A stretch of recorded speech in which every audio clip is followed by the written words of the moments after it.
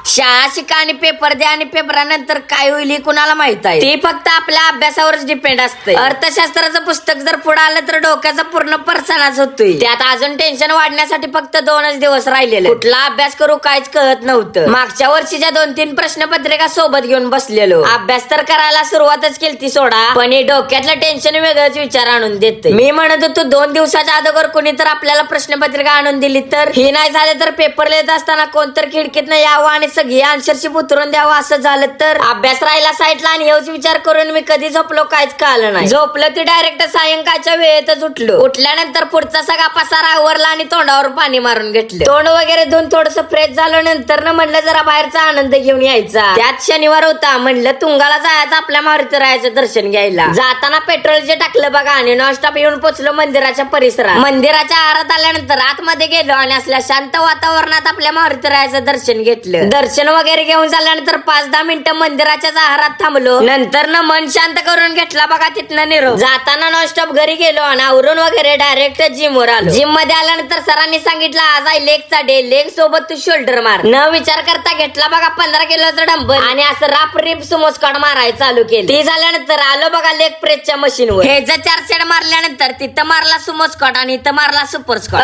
चालत नसतंय, सर पिट्टा पाडत असते. मग बघा असं युनिक टाईप मध्ये 7.5चं 2 डंबल घेतले आणि इकडे तिकडे फिरून वॉकिंग लंजेसचं 3 सेट मारले. मग बघा इकडे लेग एक्सटेन्शनचं 3 सेट मारले. गाय काय सांगू तुम्हाला, पूर्णपणे फाटून हातात आलती. सरांनी लेगचा वर्कआउट घेऊन पूर्णपणे विषय खलासच करून टाकला.